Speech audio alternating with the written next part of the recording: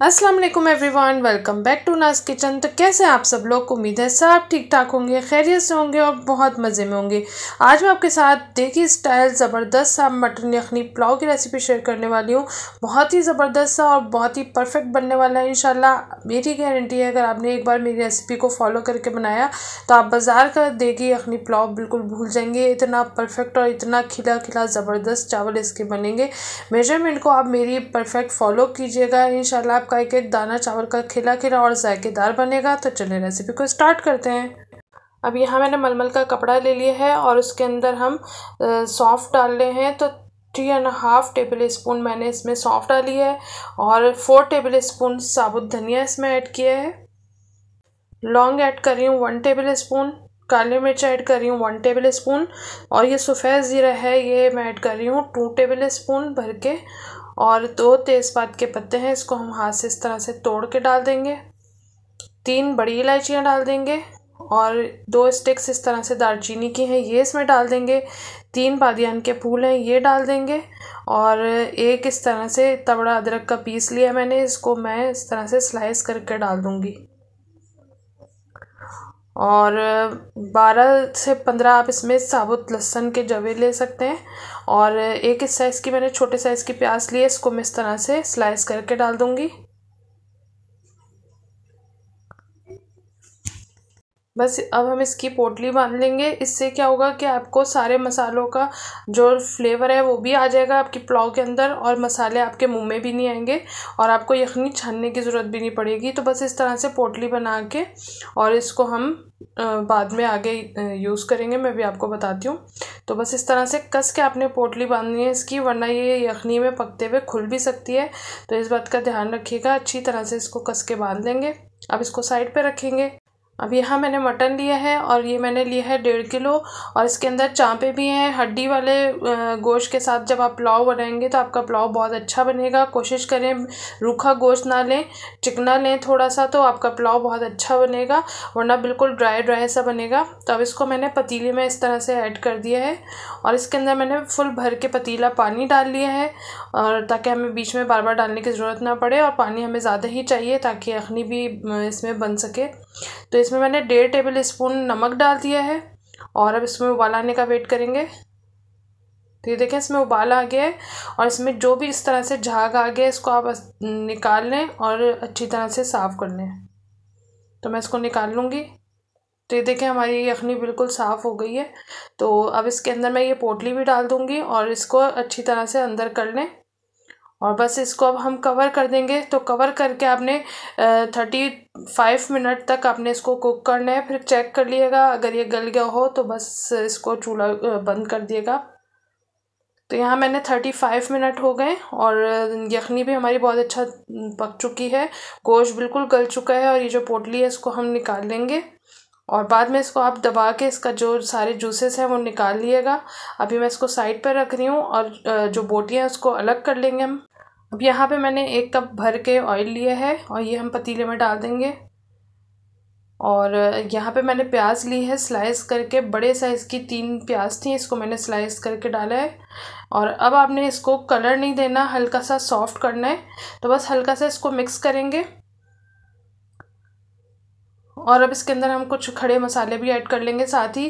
तो ये मेरे पास टेबल स्पून है, मैं तो 1/2 टेबल स्पून लौंग ऐड कर रही हूँ, 1/2 टेबल स्पून काली मिर्च ऐड करी है और सफ़ेद ज़ीरा है, ये मैंने ऐड किया है 1 टेबल स्पून। 3 से 4 दालचीनी के स्टिक्स हैं, 1 बड़ी इलायची ऐड करी है, 4 बादियान के फूल ऐड करे हैं इसके अंदर और 1 टेबल स्पून भर के काला ज़ीरा ऐड करा है। इसकी पुलाव में बहुत अच्छी खुशबू आती है, बहुत अच्छा फ्लेवर आता है। आप ये पुलाव में काला ज़ीरा ज़रूर ऐड किया करें। तो बस हल्का सा मिक्स कर लेंगे ताकि जो ज़ीरा वगैरह है वो जले ना। और अब इसके अंदर मैं तेज़पात के पत्ते ऐड कर दूँगी 3 और बस इसको भी डाल के अच्छा सा फ्राई कर लेंगे।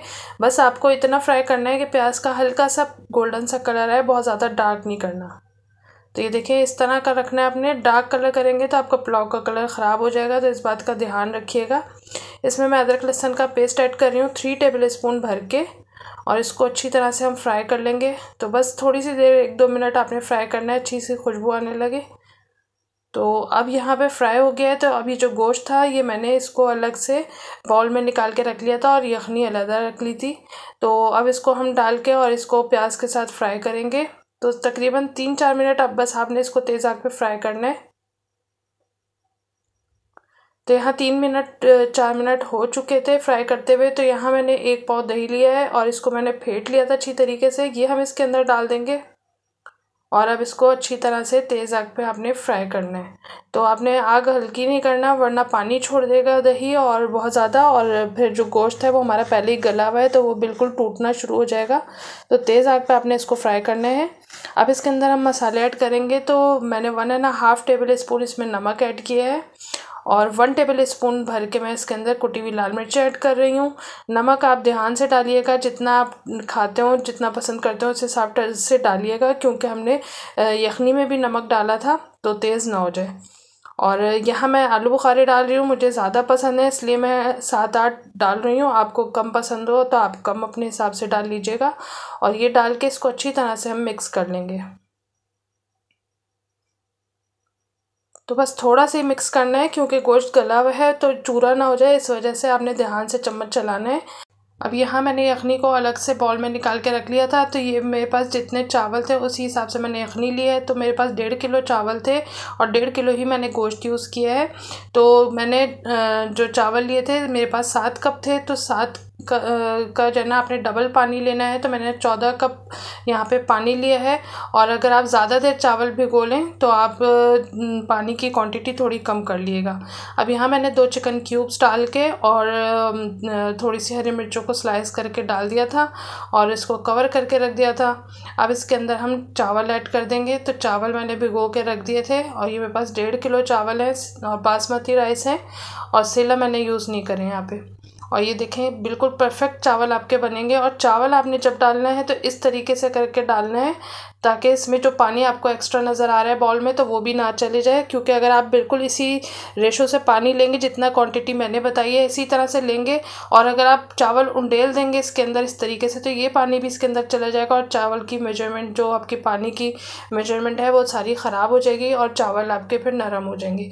तो चावल इस तरीके से करके डालें ताकि जो चावल का पानी बचे उसको आप बाद में फेंक दें। तो बस अब इसको ज़्यादा हम चम्मच नहीं चलाएँगे। अब यहाँ पे मैं देखें जायफल जवेत्री ले रही हूँ। तो मैंने आपको पीस दिखा दिया, इस तरह से मैंने इसको इसमें कूट के और उसके बाद इसका पाउडर बना दिया। ये देखें। तो ये अब जब चावल का पानी खुश्क हो गया इसके नीचे मैंने तवा रख दिया है और ये सारा जो जायफल जवेत्री का पाउडर था ये सारा हम इसके अंदर डाल देंगे। और इसमें मैं थोड़ा सा जर्दे का रंग यूज़ कर रही हूँ, मुझे जर्दे का रंग पसंद है। अगर आपको सादा वाइट पुलाव पसंद है तो आप मत डालें, मुझे पसंद है इसलिए मैं डाल रही हूँ।